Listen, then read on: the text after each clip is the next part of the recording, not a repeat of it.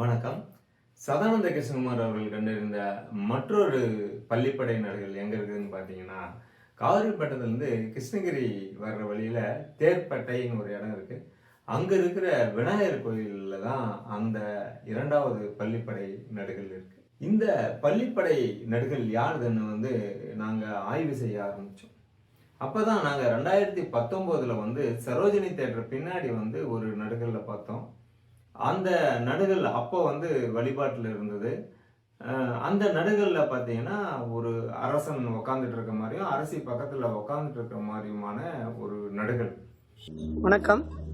கிருஷ்ணகிரி மாவட்டம் காவேரிப்பட்டினம் ஒன்றியம் புலைகாண்டியூர் அருகே உள்ள சரோஜினி திரையரங்கு பின்பு ஸ்ரீநகர் என்ற பகுதியிலே இருக்கின்ற அரிய வகை நடுக்கல். இது இங்கே இந்த பகுதியிலே ஆட்சி செய்த குறுநில தலைவனுடைய சிலையும் அதனுடன் அவருடைய துணைவியாரினுடைய சிலையும் இங்கே காணப்பெறுகிறது. இந்த சிலையானது இந்த பகுதி மக்கள் அம்மனாக வழிபடுகின்றார்கள். இந்த பகுதியிலே இருக்கின்ற தண்டபாணி என்பவருடைய நிலத்திலே இந்த நடுக்கல்லானது பல காலமாக இங்கே இருக்கின்றது. இந்த கல்லை இந்த பகுதியில் இருக்கின்ற மக்கள் அம்மனாக வழிபட்டு கொண்டு வருகின்றார்கள் என்று இந்த பகுதியினுடைய வாய்வழி செய்தியாக நாங்கள் அறியப்பெற்றோம்.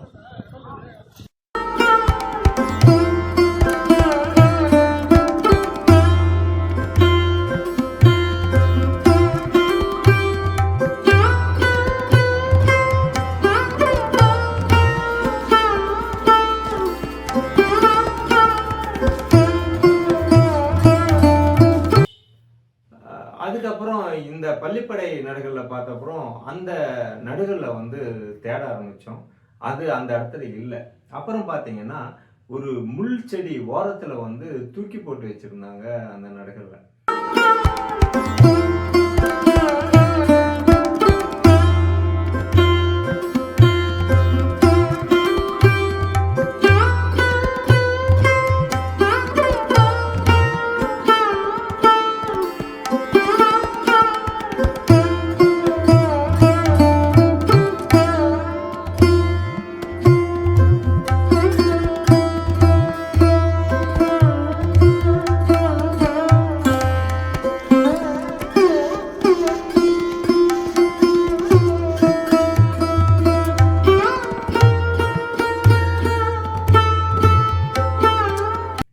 காவிரிப்பட்டணத்தை ஆண்ட ஒரு சிற்றரசனுக்கு இந்த கதின்னா நீங்க பார்த்துக்கங்க. எப்பயுமே வரலாற்றை நம்ம பாதுகாக்கணும். அப்படி எங்கேயானா இப்படி தூக்கு போட்டு நீங்க எங்கேயாவது இப்படி பராமரிப்பு இல்லாத நடுகள் இருந்துச்சுன்னா எங்களை தொடர்பு கொண்டீங்கன்னா நாங்க கிருஷ்ணகிரி அருங்காட்சியகத்துல அதை சேர்த்துருவோம். அந்த மாதிரி தான் இந்த நடுகள்லையும் நாங்க எடுத்துட்டு கிருஷ்ணகிரி அருங்காட்சியகத்துல வச்சிருக்கோம். அதற்கு பேருதவியாக எங்களுக்கு இருந்தது கிருஷ்ணகிரி மாவட்ட ஆட்சியர். கண்டிப்பாக அவருக்கும் நன்றி தெரிவிக்கணும். இப்படி இந்த பள்ளிப்படை எந்த மன்னனுடையது என்று ஆராய்கின்ற போது கிடைத்த நடுகள் தான் அது.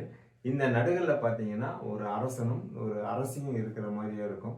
இப்படிதான் வீரர்களுக்கு நடுகளும் இறந்த குறுநில மன்னனுக்கு பள்ளிப்படை நடுகளும் எடுத்திருக்காங்க. இப்போ ஏன் ஒரு பக்கம் நடுகள் ஒரு பக்கம் பள்ளிப்படை நடுகள் எடுத்தாங்கன்னு கேட்டிங்கன்னா, அவங்களுக்கு 2 சகோதரர்கள் இருந்திருக்கலாம். ஒருத்தர் என்ன பண்ணியிருக்கலாம், அதை பள்ளிப்படை நடுகளாக எடுத்திருக்கலாம். மற்றொருவர் அதை நடுகளாக வடித்து வழிபட்டு இருக்கலாம். ஆனால் இப்போ பள்ளிப்படை நடுகள் அந்த விநாயகர் கோயிலில் விநாயகருக்கு பின்னாடி இன்று வரை வழிபாட்டில் இருக்கின்றது சிறப்பு. இதிலிருந்து நம்ம இன்னொரு விஷயம் தெரிஞ்சுக்கணும். நடுகள் வழிபாட்டில் இருக்குதோ இல்லையோ அந்த கோயில்கள் வழிபாட்டில் இருக்குது இன்னொன்றதை தெரிஞ்சுக்கலாம். இந்த பள்ளிப்படை நடுகளை பற்றி இப்போ நம்ம கல்வெட்டு காவலன் ஐயா கோவிந்தராஜ் அவர்கள் என்ன சொல்றாங்கன்னு பார்க்கலாம் வாங்க.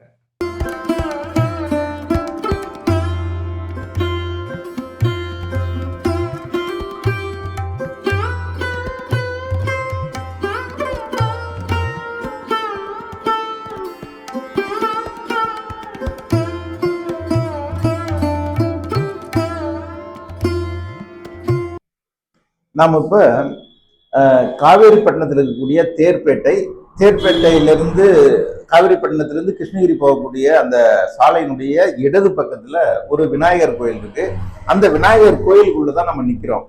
நம்ம ஏன் வந்திருக்கிறோம்னா, இங்க இந்த விநாயகருக்கு பின்னால ஒரு பெரிய ஒரு நடுகள் இருக்கு. இதை வந்து நம்ம நடுகள்னு சொல்றோம். ஆக்சுவலா வந்து இது ஒரு பள்ளிப்படை கல், பள்ளிப்படை கல்னு சொல்லலாம்.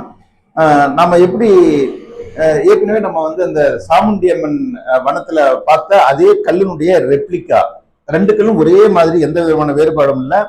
இதுக்கு என்னன்னா அதை விட கொஞ்சம் டீட்டெயில் வந்து நிறையா இருக்கு. மேல வந்து எண்ணெய் பூசி இருக்கிறாங்க, மற்றது எல்லாமே ஒண்ணுதான். இப்போ இதனுடைய காலத்தெல்லாம் பாத்தீங்கன்னா அந்த மேல இருக்கக்கூடிய இது பாருங்க, கலசத்தினுடைய அந்த தாமரை இதழ் நுனி இதெல்லாம் பார்க்கும் பொழுது விஜயநகருடைய காலம்ங்கிறது ரொம்ப நல்லா தெளிவா தெரியுது. இந்த திருவாசியினுடைய முகம், திருவாசியினுடைய முகமெல்லாம் பாருங்க, இந்த முகம் ரொம்ப அழகா இருக்குது. அதே மாதிரி ரெண்டு பக்கமும் மகரத்தை காட்டியிருக்கிறாங்க, ரெண்டு பக்கம் மகரத்தை காட்டியிருக்கிறாங்க. இது ஒரு கருவறை. இது பாத்தீங்கன்னா ஒரு விமானம், ஏகதள விமானம் சொல்லும் பாருங்க, அதனுடைய ரிலீஃப், அதாவது புடைப்பு சிற்பம், ஏகதள விமானத்தை புடைப்பு சிற்பமாக காட்டியிருக்கிறார்கள். இதற்கு முன்னால், லிங்கத்துக்கு முன்னால் வழக்கமாக நந்தியை காட்டுவார்கள் இல்லையா, அந்த நந்தியை வந்து புடைப்பு சிற்பம்ன்றதுனால பக்கத்தில் காட்டியிருக்காங்க. அது வந்து ரெண்டு பக்கத்திலும் சேர்த்து காட்டியிருக்கிறாங்க. அவ்வளவுதானே தவிர மற்றபடி இதுவும் ஒரு கோயில் தான். இந்த கோயிலை ஏன் சிற்பமா வடிச்சிருக்கிறாங்கன்றதுதான் நமக்கு வந்து ஒரு கேள்வி. அதுக்கான பதில் வந்து இந்த இதுலயே இருக்கு பாருங்க. இது பாத்தீங்கன்னா தெரியும், இது ஒரு கொடை, இது ஒரு கண்ணாடி. இந்த ரெண்டும் ஏன் வந்து சிவலிங்கத்துக்கு பின்னால காட்டியிருக்காங்கன்னு பார்த்தோம்னா, சிவலிங்கம்ங்கிறது இறந்தவருடைய உருவம், இறந்தவருடைய அருவ வடிவம். இது சிவலிங்கம்ன்றது யாரோ ஒரு இறந்திருக்கிறார், இந்த இறந்த தலைவனுடைய அருவ வடிவம். இவர் ஒரு தலைவன் என்பதை காட்டுவதற்காக இங்கே குடையையும் கண்ணாடியையும் காட்டியிருக்கிறார்கள். இந்த இந்த இந்த அமைப்புக்கு பேர் வந்து நம்ம வழக்கமாக பள்ளிப்படை என்று சொல்லுவோம். அதாவது மன்னர்கள் போன்ற பெரும்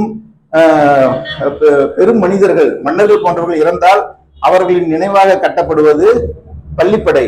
சாதாரண ஒரு வீரன் இறந்தால் அவனுடைய நினைவாக எழுப்பப்படுவது நடுகள். ஆனால் இங்கு இறந்த ஒரு மனிதன் வந்து பெரும் தலைவனாகவோ அல்லது பெரும் மன்னனாகவோ அல்லது சிறு வீரனாகவோ இல்லாமல் இடைப்பட்ட ஒரு குறுந்தலைவனாக, குறுநில மன்னனாக இருந்திருக்க வேண்டும். அதனால தான் என்ன பண்ணியிருக்காங்கன்னா, இந்த நினைவுக்கல்ல ஒரு எந்த வடிவத்தை எடுத்திருக்காங்கன்னா, பள்ளிப்படை வடிவத்துல, பள்ளிப்படை என்று சொல்லக்கூடிய வடிவத்துல முழு கோயிலையும் ரிலீஃப் என்று சொல்லக்கூடிய புடைப்பு சிற்பமாக காட்டியிருக்கிறார்கள். அதுக்கு இது முக்கியமா வந்து பள்ளிப்படை கோயில்ன்றதை காட்டுறதுக்காக அல்லது இறந்தவருடைய நினைவாக எடுத்திருக்காங்கன்றதை காட்டுறதுக்கு இன்னொரு மிக முக்கியமானது வந்து சூரிய சந்திரனை மிக அழகாக காட்டியிருக்காங்க பாருங்க. சூரியனும் அந்த பக்கம் சந்திரனை காட்டியிருக்காங்க. இப்படி காட்டியிருப்பதனுடைய நோக்கம் வந்து இவனுடைய புகழானது சூரிய சந்திரன் இருக்கும் வரை இருக்க வேண்டும் என்பதை காட்டுவதற்காக சூரியன் சந்திரன் காட்டியிருக்காங்க. அதுக்கப்புறமா அதுக்கு கீழே இருக்கிறது மிக முக்கியமானது, அது வந்து இந்த விநாயகருடைய சிலைக்கு பின்னால் இருக்கு. நாம ஏற்கனவே பார்த்த பாருங்க அந்த வனத்துல, அதுல வந்து பாத்தீங்கன்னா ஒரு சிங்கமானது முன்னால் அப்படி உட்கார்ந்துருக்க மாதிரி இருக்கும், சிங்க முகம் இருக்கும், மனித உடம்பு இருக்கும். அது வந்து விஜயநகர மன்னர்களுடைய ஒரு எம்பளம், ஒரு சின்னம். அது அதை காட்டியிருப்பாங்க சென்டர்ல. ரெண்டு பக்கமும் யானையும் காட்டியிருக்காங்க. யானை, சிங்கம், நந்தி, இது எல்லாமே வந்து ஒரு அரசனை குறிக்க, ஒரு மிகப்பெரிய தலைவனை குறிப்பதற்கான அடையாளங்கள். ஆகவே இது இந்த பகுதியில், அதாவது காவேரிப்பட்டினம் மற்றும் அதை ஒட்டிய பகுதியில் மட்டுமே காணப்படக்கூடிய ஒரு புது வகையான நடுகள் வடிவமாகும். இறந்தவர்களுக்கான நடுகள் வடிவம். ஆனால் வந்து இந்த நடுகளில் வீரனுடைய உருவம் இல்லாமல் வீரனை வந்து இறைவனாகவே சிவலிங்கமாகவே காட்டி இந்த நடுகளை எழுதியிருக்கிறார்கள். இது ஒரு தமிழகத்தில் காணப்படும் ஒரு புதுமையான ஒரு நினைவு சின்னம். அதாவது பள்ளிப்படை என்பது ஒரு பெரிய கோயில், வழக்கமாக ஒரு முழு கோயிலையே கட்டி அதில் இறைவன் வச்சிருப்பாங்க. அந்த இறைவனுக்கு ஒரு பெயர் இருக்கும். உதாரணமாக ராஜராஜ சோழன்னா ராஜ சோழீஸ்வரம், ராஜேந்திர சோழீஸ்வரம் என்று இறைவனுடைய பெயரால், தன்னுடைய பெயரால் இறைவனை வைப்பது போல, அதே போல நம்முடைய பழைய பள்ளியில் கூட குணபதீஸ்வரம் என்று குணபதி அவன் கட்டியதால் அந்த பேரை வந்து வச்சிருக்காங்க. அது மாதிரி இறந்தவருடைய நினைவாக இந்த ஈஸ்வரம் என்பது சிவலிங்கத்தை குறிக்கக்கூடியதாகும். ஆகவே இது ஒரு பள்ளிப்படையை குறிப்பதாக இருக்கக்கூடிய ஒரு நடுகள், இறந்த வீரனுக்கான, இறந்த தலைவனுக்காக பள்ளிப்படை நடுகள். இந்தாண்டு அல்லது 14ஆம் நூற்றாண்டை சேர்ந்ததாக இருக்கிறது வாய்ப்பு நிறைய இருக்கு. ஏன்னா விஜயநகரங்களுடைய எம்பலம் எல்லாம் இங்க இருக்கு.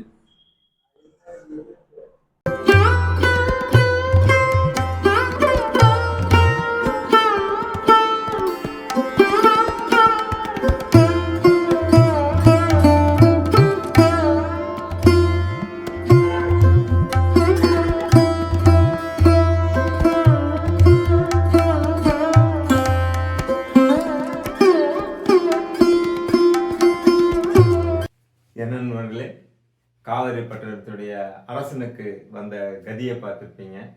அந்த நடுகள் ஏறக்குறைய குப்பையில் கிடந்திருக்கிறது. இப்படி நீங்க எங்கேயாவது போற இடத்துலையோ போற வழியிலையோ நீங்க பராமரிப்பு இல்லாத ஒரு வரலாற்று சின்னங்கள், நடுகர்கள் அல்லது கல்வெட்டுகள் இருந்தா நீங்க எங்களை தொடர்பு கொள்ளலாம். அதை நாங்க பத்திரமா எடுத்துட்டு வந்து கிருஷ்ணகிரி அருங்காட்சியகத்துல வச்சிருவோம். அது அடுத்த தலைமுறை இந்த வரலாற்றை அறிந்து கொள்ள பேருதவியாக இருக்கும். நன்றி.